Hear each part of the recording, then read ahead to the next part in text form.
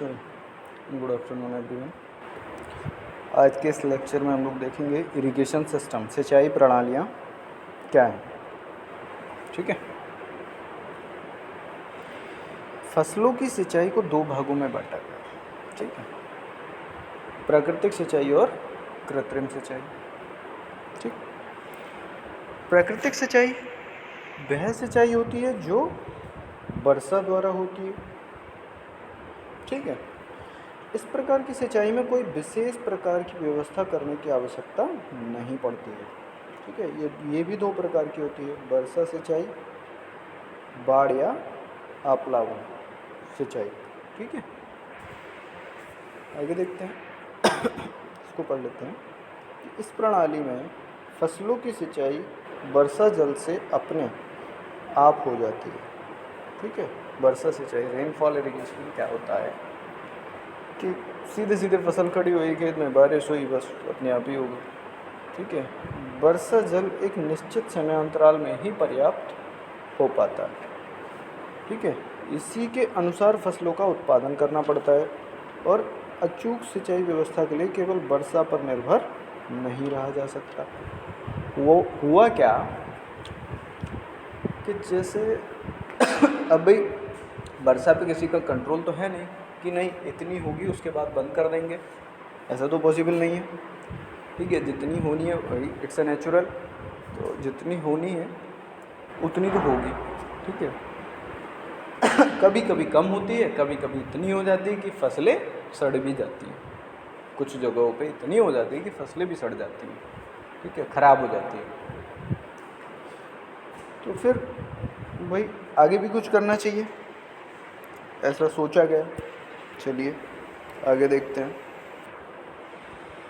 बाढ़ सिंचाई या आप्लावन सिंचाई, अत्यधिक वर्षा होने पर नदियों का जल स्तर बढ़ जाता है,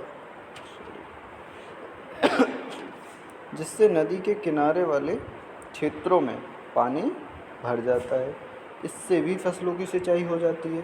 ठीक है, ज़्यादा वर्षा हुई, नदियों का जलस्तर बढ़ गया, इससे नदी के किनारे वाले क्षेत्रों में आसानी से सिंचाई हो जाती है। ठीक है, इसके आगे बढ़ते हैं। सॉरी, इस पानी का प्रयोग दूर स्थानों में करने के लिए, दूर दूर खेत होते हैं जिनके, उसमें करने के लिए बाढ़ नहरों का निर्माण किया जाता है। इन नहरों में किसी भी नियंत्रक का निर्माण ना होने से कभी कभी अत्यधिक मात्रा में रेत व पानी खेतों तक पहुंच जाता है, हानिकारक लवण भी पहुंच जाते हैं, जो फसलों के लिए हानिकारक सिद्ध होते हैं। ठीक है, आगे बढ़ते हैं। कृत्रिम सिंचाई। कृत्रिम सिंचाई में क्या होता है, आर्टिफिशियल इरिगेशन। भाई जो नेचुरल इरिगेशन थी उस पर तो किसी का कंट्रोल रहा नहीं, इसलिए सोचा भाई कृत्रिम सिंचाई करनी चाहिए ताकि कंट्रोल रहे। तो देखते हैं, प्राकृतिक जल स्रोतों जैसे नदी, नालों, झीलों, कुओं इत्यादि से पानी प्राप्त करके नहरों तथा रजवाहों व अन्य लघु माध्यमों से खेती तक पहुंचाया गया। जो भी खेती मीन्स फसल, खेत मीन्स फील्ड। ठीक है, फसलों तक उसको पहुंचाया गया, खेतों तक उसको पहुंचाया गया। अतः ऐसी सिंचाई कृत्रिम सिंचाई कहलाती है। कृत्रिम सिंचाई भी तीन प्रकार की होती है, flow irrigation, lift irrigation, sprinkle irrigation. Sprinkler भी बोल देते हैं, कुछ जगह स्प्रिंकल भी लिखा हुआ मिल जाएगा आपके लिए, और कुछ जगह स्प्रिंकलर भी लिखा हुआ मिल जाएगा। तो जो लोग आर लगाना चाहें तो लगा सकते हैं, अदरवाइज छोड़ सकते हैं, कोई दिक्कत नहीं। ठीक है, हिंदी में फ्लो इरिगेशन को बोलते हैं प्रवाह सिंचाई, उद्वाहन सिंचाई और छिड़काव सिंचाई। ठीक है, चलिए बढ़ते हैं प्रवाह सिंचाई पे। फ्लो इरिगेशन, फ्लो इरिगेशन हमारा जो है वो ग्रेविटेशनल फोर्स के कारण चलता है। ग्रेविटी जो होती है ना, ठीक है, उसके कारण, जैसे जहाँ जहाँ उसको ज़मीन के लेवल से मिलके चलता है पानी, जहाँ जहाँ लेके जाएगा वहाँ उसको जहाँ रास्ता मिलेगा, जहाँ नीचे दिखेगा। ठीक है, जैसे सपोज कीजिए ये यहाँ से आया, यहाँ उसको मिल रहा है रास्ता, तो यहाँ से यहाँ चला जाएगा, ऐसा मिल रहा है तो नहीं जाएगा। ठीक है, इस प्रकार की सिंचाई में पानी का प्रवाह गुरुत्वाकर्षण बल के कारण स्वतः ही हो जाता है। ठीक है, बताया ना अभी, जिससे पानी नहरों से रजवाहों व फूरगूलों से होता हुआ खेतों तक पहुंचाया जाता है। गूल समझते हो? नहीं। गूल क्या होती है? जो नहरें आपने देखी होंगी, जो लोग गांव से बिलोंग करते होंगे, जिनके घरों में खेती होती होगी, जिनका व्यवसाय कृषि होगा जिनके घर में, ठीक है, तो वो लोग जानते होंगे। नहरें तो हर जगह पहुंच नहीं पाएंगी, तो नहर से जो सिंचाई करने के लिए, और ये आपके खेत हैं, तो इन दोनों खेतों तक पहुंचाने के लिए बीच में एक रास्ता बना दिया जाता है, नाली टाइप का, ड्रेन टाइप का। ठीक है, तो उसे हम बोलते हैं गूल। ठीक, प्रवाह सिंचाई को नहर सिंचाई भी कहते हैं, कैनाल इरिगेशन। ठीक है, इस तरह की प्रणाली में स्लोप कैनाल के बेड लेवल में दिया जाता है। ठीक है,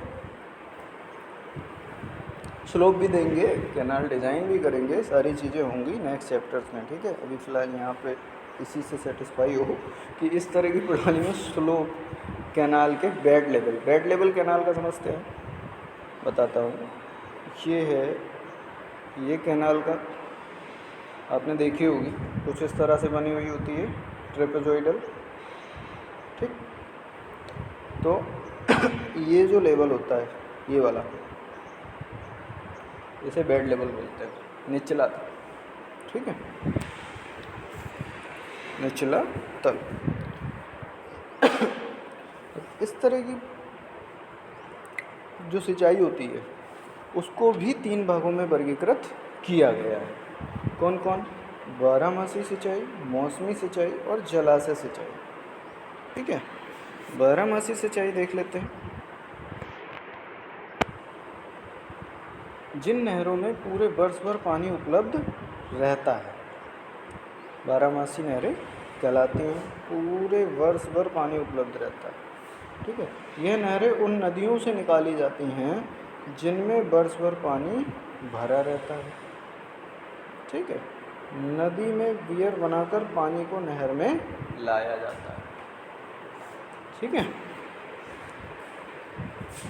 बियर बनाकर पानी को नहर में लाया जाता है। अब देखते हैं मौसमी सिंचाई।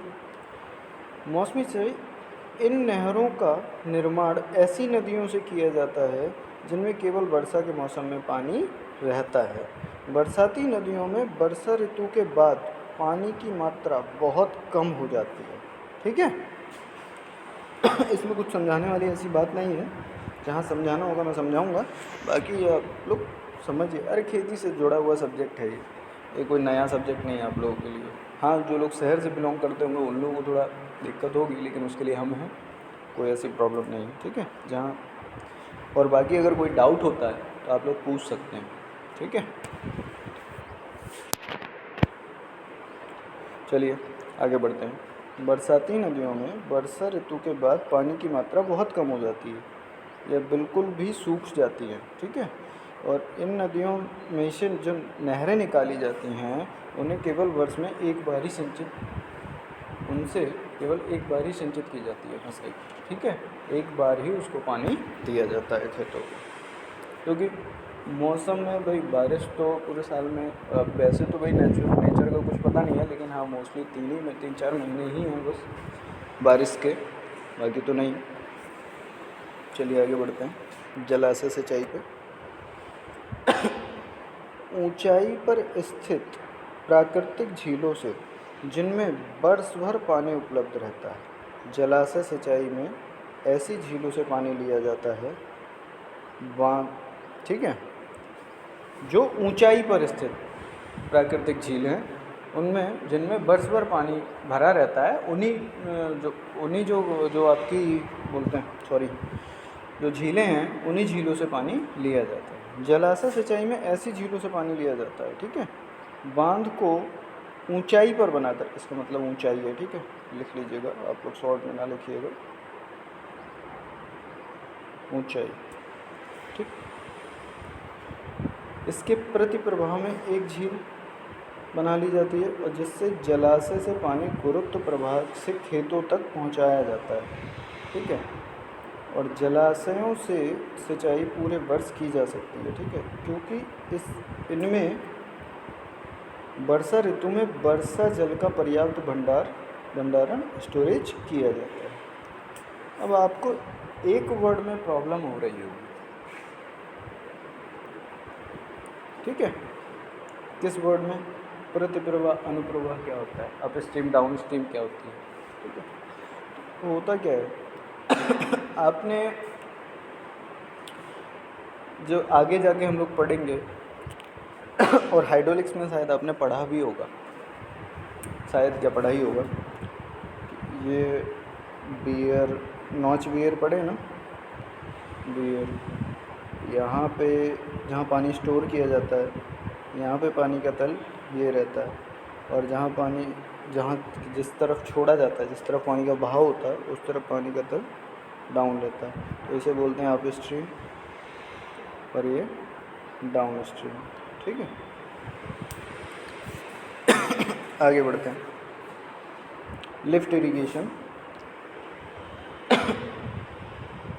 जब जल स्रोतों में जल का तल खेतों के तल या भूतल से नीचे होता है। ठीक है, तो ये पवन लिखा हुआ है, बाई मिस्टेक लिख गया है। ठीक है, मिस प्रिंटिंग है, इसको ठीक कर लीजिएगा। ठीक है, इसमें उसको पानी कर लीजिए, ये ऐसे गुरुत्व प्रवाह से प्रवाहित होकर खेतों तक नहीं पहुंच पाता है, तो पानी को ऊपर उठाना पड़ता है, अतः इसको लिफ्ट इरिगेशन कहते हैं। गहरे कुओं तथा नलकूपों से पानी निकालने के लिए पंपों का प्रयोग किया जाता है। ठीक है, आपने देखा हो जगह जगह अगर बोरवेल्स किए होते हैं, ट्यूबवेल्स किए होते हैं, ठीक है, बनाए होते हैं, तो होता क्या है कि वहाँ पे जब कैनाल का पानी नहीं पहुँच पा रहा है, प्रवाह सिंचाई के थ्रू सिंचाई नहीं की जा सकती, तो हम लोग क्या करते हैं कि लिफ्ट इरिगेशन वहाँ पे यूज कर लेते हैं। ठीक है, वहाँ पे बोरवेल कराते हैं, फिर उससे पानी निकालते हैं पंप के द्वारा, ट्यूबवेल बनाते हैं। ठीक, क्लियर? आगे बढ़ते हैं।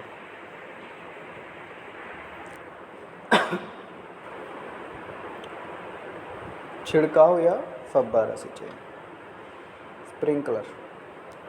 फव्वारा जैसा कि नाम से ही आप लोगों को पता चल रहा है कि भाई ऊपर से छिड़काव करना है बस। ठीक है, आप लोग गमलों में पानी देते होंगे, ठीक, तो बस वही उसी तरह से होता है। इस प्रणाली में कृत्रिम वर्षा के नाम से भी जाना जाता है। इस प्रणाली को क्या है? कृत्रिम वर्षा। ठीक है, जैसा कि फुहारा ऊपर से बस बरसा दिया जाता है। और बहुत पूछा जाता है कृत्रिम वर्षा पे टिप्पणी लिखिए, तो वो होता वही है स्प्रिंकलर इरिगेशन। ठीक है, यह कृत्रिम वर्षा द्वारा सिंचाई कैसे करते हैं? कृत्रिम वर्षा है क्या? तो इसमें पानी को कुछ ऊंचाई से पेड़ों पर वर्षा की भांति गिराया जाता है। ठीक है, पेड़ पौधों पर वर्षा की भांति गिराया जाता है। इसके लिए खेतों में पाइप बिछाकर जिसमें नोजल्स लगी रहती हैं, उनमें निश्चित दाब पर पानी भेजा जाता है, जो नोजलों से निकलकर बौछार या वर्षा के रूप में पौधों पर गिरता है। आपने फाउंटेन बना हुआ देखा है? कहीं भी गए होंगे घूमने के लिए, बाहर गए होंगे, या फिर यहाँ पे फन सिटी गए होंगे। फन सिटी गए? फन सिटी में क्या है? फाउंटेन। फन सिटी क्या, कहीं भी आजकल शादियाँ भी हो रही हैं तो आर्टिफिशियली वो फव्वारा टाइप का लगा देते हैं, तो बस वही चीज़ होती है। ठीक है ना, नोजल्स लगा दी जाती हैं, नोजल से पानी ऊपर जाता है और वो मूव करती रहती हैं, घूमती रहती हैं, तो उससे क्या है, सिंचाई आसपास के एरिया में होती रहती है और किसी प्रेशर पे ही भेजा जाता है।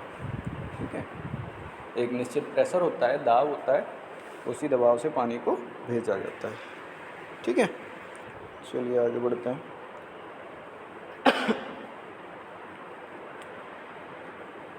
इस विधि के द्वारा पौधों को पर्याप्त मात्रा में पानी प्राप्त हो जाता है और भूमि में जल ग्रसण जैसी समस्याएं उत्पन्न नहीं होती हैं। ये सिंचाई की एक महंगी विधि है। ठीक, चलिए नेक्स्ट लेक्चर में मिलेंगे। और अच्छे से पढ़िए, और जहाँ भी समझ में नहीं आता है, कोई डाउट हो, कोई भी प्रॉब्लम हो आप लोगों को, तो मुझे फ़ोन भी कर सकते हैं, ठीक है। चैटिंग से नहीं, फ़ोन भी कर सकते हैं, ठीक है ना। Thank you so much guys.